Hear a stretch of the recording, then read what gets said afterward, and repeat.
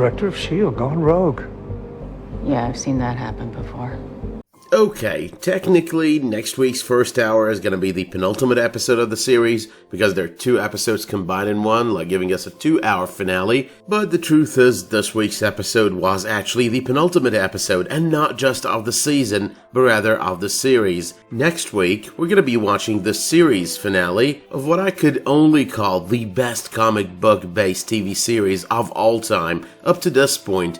Now, I could try and be hopeful that we're gonna get better, in the future. I'm hoping so. But the truth is, I'm almost certain we're not gonna get something this good. Not even the Disney Plus Marvel TV series. So welcome back, guys, to another one of my videos and my review of Brand New Day, the 11th and penultimate episode of the 7th and final season of Marvel's Agents of S.H.I.E.L.D. Now, there were so many moments on this episode, especially with Daisy and Mac, where the series was kind of trying to tell us goodbye, like the audience. I expect next week's episode is going to have a lot of those moments as well. It's pretty obvious from the trailer, but the trailer is something I'm going to talk about on a different video. But let's start from the very beginning. The first thing right off the bat was Yo-Yo's 616 requesting permission to land. That's pretty much a reference to the 616 continuity out of the comic books. Daisy is raging, Daisy is angry at her sister as well. She's in pain because of all the losses, losing Simmons abducted by Nathaniel and Jiaying killed by Nathaniel.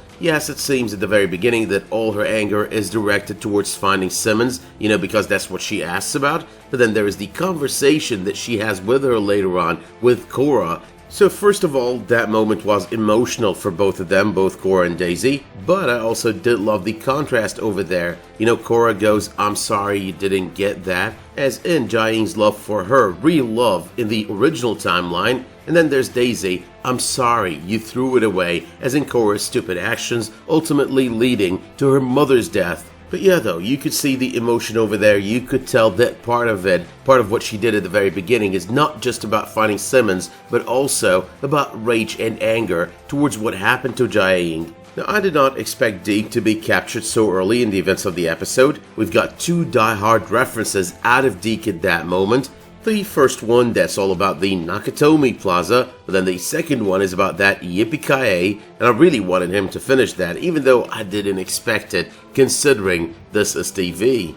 Now, Max talk about Cora selling them the story of compliance. That's a reference to Hydra. That's, of course, given the obvious, she's working with Nathaniel. Nathaniel, in the original timeline, was tied to Hydra and to Hive. It seems I was right. The S.H.I.E.L.D. team did not really realize how time travel worked, for them on the series. This, though, is Avengers Endgame style time travel. A new timeline has been created because of all the changes, as Cora does hint and indicate, and as Coulson ends up coming to the conclusion. But okay, Brand New Day, the title of the episode. That's a reference to what they did at the end, destroying all those S.H.I.E.L.D. bases. Gonna talk about that when we get there. But it is also a reference to that reveal at the very beginning. This is a new timeline. I mean, we already knew that. It was not really much of a reveal for us, the audience. But there's a little bit, though, of a question that came to my mind right away, when they started talking about that new timeline. Now, if these guys created a new timeline, I'm talking about the collective guys, both sides, the Chronicoms and the S.H.I.E.L.D. agents, because, the S.H.I.E.L.D. agents saved Sousa, the Chronicoms saved Freddie Malick, so yeah, both of them have created some serious change to the timeline, but if they both did that, creating a new timeline, then what's going on with Fitz? I mean, yeah, we do see Fitz later on, but what's really going on with him? If he haven't traveled back in time, then he's still in the original timeline, the old timeline, and unless Fitz has got a way to communicate from one timeline to the other, and unless Simmons has got a way to get back to that OG timeline, then yeah, there's no need to hunt for Fitz, there's no need to try and find Fitz. But okay, 30 names that Cora thinks should be killed. One of those names is Grant Ward, that's the only name that's mentioned. I don't love the reference to the Season 4 framework bit, because it is true, it's mostly Garrett. In the end, put on the right track, on the right path, Grant Ward managed to turn out better. That's in the framework world, but nonetheless, in some world out there, it was possible for Grant Ward to become a better person, as opposed to the person that we watched on the first 3 seasons of the series. But in a nutshell though, Daisy understood that Cora had a plan, and Daisy understood as well that she's gotta be unpredictable. So we have her deciding not to help Cora, we have her deciding to go to space to save Simmons. That's the part where she is unpredictable. I mean, she doesn't know how to fly, she decides to take Sousa, who's never left his post, so he's kind of unpredictable in that as well. Obviously, we've got Mac as well, who would have otherwise done things differently, but when Daisy talks to him about that unpredictability, that they're not supposed to do this, so doing it would basically be the unexpected things, both by Sybil and in turn Nathaniel, and that would bring us to Director of S.H.I.E.L.D. gone rogue, Coulson's statement. And the moment he said it, I was like, Coulson is describing himself, and I would have been surprised if May wouldn't have made her comment, I've seen that happen before. She's basically talking about Coulson's behavior over the course of so many seasons so far, including, for example, Season 1 trying to dig into the Tahiti situation, including Season 1 as well, when he was trying to dig into Daisy's past. But on another note though, people were wondering about May's abilities on last week's video, like where did they go? Have they just decided to ignore them like they don't exist, or are they gone for good? And apparently they are still there, and that's the comment I gave people back. Like the fact, for example, that Daisy does not mention on every single episode that she's got those powers does not mean that she's lost the powers, that they're not there anymore. They're still there, there's just no need to mention them like every 5 minutes and on every episode. But okay, on the subject of May, we've got that May and Cora talk, the cavalry, we've not heard that name in a while. And in the same context, in the context of that conversation, there was the mention of the Bahrain incident, another name drop over there, but also a major part of that conversation. We've got Cora in action at the end of that conversation, doing the work of Sybil, taking down the power in the lighthouse, lowering the firewalls in the process, making sure as well that Sybil gains entry. We've got Coulson becoming the computer whiz now, sort of like the hacker, sort of like Daisy on the earlier seasons of the series. I think the episode, in the context of trying to start to say goodbye to the characters, trying to start to say goodbye to the audience, did as well decide to go all out on references to previous seasons, like all of this is basically part of that farewell process. But okay, before we move on to other arcs on this episode, we've got Cora realizing that Jiaying is dead, feeling all that pain about it, saddened by it, and well, obviously I was wrong on this one, but Jiaying isn't coming back. We also get to realize that Cora is definitely irredeemable at this point. She tries to kill May, she fails, she gets teleported out by Garrett, the girl's just far gone. However, there's one thing about that last conversation that she has with Nathaniel. The expressions on her face, the look that she's giving him, this is not the look, this is not the expression of someone who's still happy with all of this. This is the look of someone who's got a lot of doubts about all of it, and I think that Cora might actually turn against Nathaniel, not because she wants to be good, but because she wants revenge for her mother. But finally though, that dark future for S.H.I.E.L.D. promised in the synopsis, that's pretty much all about Nathaniel and Sybil's plan to destroy all S.H.I.E.L.D. bases. But that's what happens at the end of the episode. We do get so many S.H.I.E.L.D. based names on that screen, and two mentioned by Coulson, the Hub and the Sandbox, and both of these we did visit on the first season of the series. Out of all the bases that got destroyed, the one that we got to see actually destroyed, like right in front of our eyes, happens to be the Triskelion. And that kind of thing, the destruction of a S.H.I.E.L.D. base in this manner by aliens, one of the biggest, most visited S.H.I.E.L.D. bases within the Marvel Cinematic Universe as well, that felt like quite the nod to what Thanos did on Avengers Endgame. The time-traveling Thanos destroying that Avengers base as soon as he made it out of the quantum realm. We don't even know if it's... Listen, if May and Coulson taught us anything, it's that we should take the time that we have.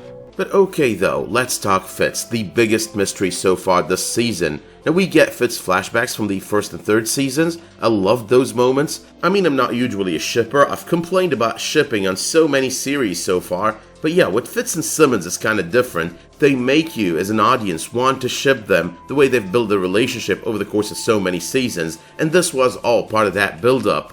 But these though were flashbacks of scenes we've seen before. There are flashbacks post what happened on Season 6, the last time that we saw Fitz on Season 6, and the heart of the matter is there is talk about blood work. People are gonna think, yeah, Fitz is dying. That does not make any kind of sense. If Diana's job was not just to suppress Simmons' memories, but rather to fully erase them once the enemy, the Chronicoms, get so invasive, try to dig deeper, because the deeper you go, the deeper he's gonna go as well, and the more he's gonna hide until he's no longer there. Simmons knows that in advance. Now, I think the talk about the blood work was the talk about their daughter, the fact that Simmons was pregnant at that point in time. I think that there are possibly two reasons that Simmons was devastated when they disabled the chip a couple of weeks ago. Number one, there is the fact that she's got a daughter, she doesn't remember all about her, she's forgetting bits and pieces about her, and that's kind of hurting her, because that's what the chip does. It's also erasing some of the memories, possibly erased a major part of her memories with her daughter. And number two, there is the fact that it is also erasing memories of Fitz. You know, that one person she loves, that one person that she holds dearest, and that's kind of hurting her. But there's also a possible number three, and that's the one that I really think is a major possibility over here. Her Fitz, the one she married, the one she possibly had a daughter with, does not exist in this timeline. There's gonna be a completely different Fitz. So unless Fitz has been traveling back in time and then forth in time, you know, with them, along with them, all the way through, then that Fitz is in a completely different timeline. It's gonna be okay, I promise. I don't want to forget, I don't want to forget, I don't want to forget.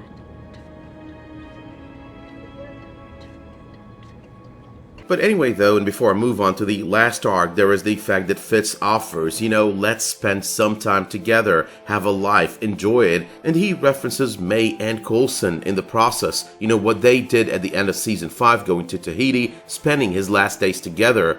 I think that supports my theory, you know, about her never being able to see the same Fitz again, him being in a different timeline, a possibility nonetheless, but it does support it. Fitz? Who's Fitz? There's finally Diana erasing Fitz completely, so you've got Fitz, who is Fitz, and then you've also got her looking at Deke in a little bit of a weird way, so I'm worried here she's forgotten about everything and everyone, she doesn't even know Deke.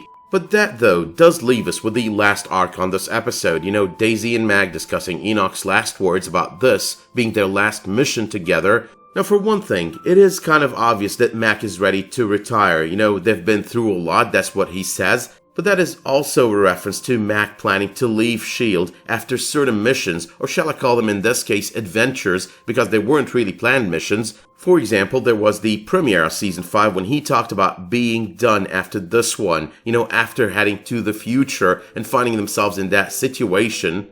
We've got Daisy going all emotional over it, you know, it kind of reminds us of that scene on season 5 when she realized that Coulson is dying. That's how emotional she got then, and that's how emotional she got now. You know, he was the father that she never had, and they are basically the family that she never had. You guys are my family.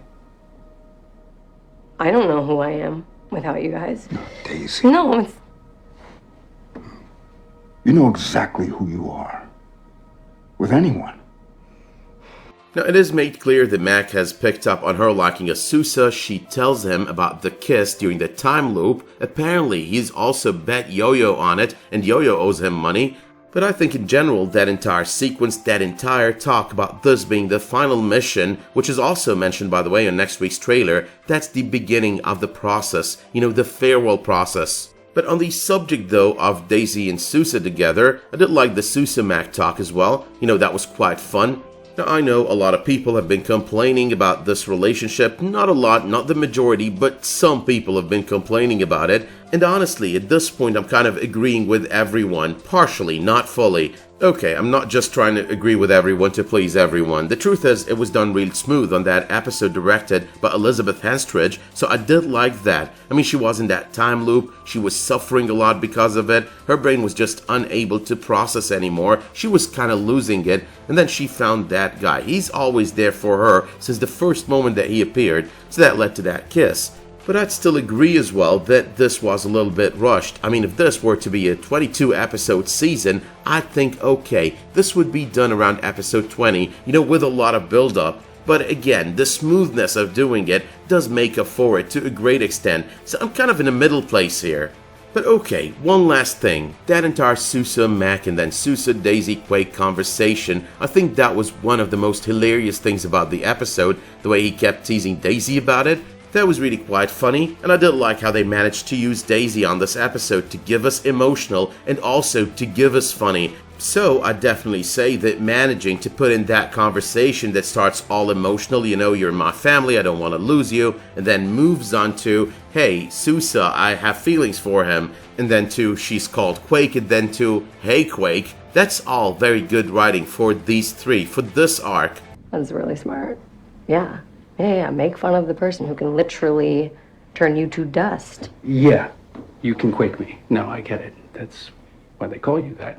Now that being said, I'm going to give this episode a 9 out of 10. I generally give it an 8.5 out of 10, but the truth is there are two reasons I'm doing that. Number one, that Daisy situation, that whole emotional moment that really got to me, because it also dawned upon me, okay, next week is going to be the last week that I'm ever going to watch a new episode of Marvel's Agents of S.H.I.E.L.D., and then there is number two, the fact that we finally got to see Fitz, even if in flashbacks. It was really exciting, really fun, and I think we're going to see Fitz in next week's episode. I know, he's nowhere to be seen on the trailer, but I'm pretty certain we're gonna see him. I think they just don't want to reveal too much. With that said though, let me know in the comments down below what you thought of this episode, what you think is going to go down on the series finale. Let me know as well if you did like this video by dropping it one of those much appreciated likes, subscribing to this channel, and make sure while you're at it to enable notifications in order to get updates whenever I upload a new video, publish a new community post, or start a new live stream. But until the next time that you tune in for another one of my videos, Agents of S.H.I.E.L.D. or otherwise, thank you so much for tuning into this one. Stay safe and have a great day.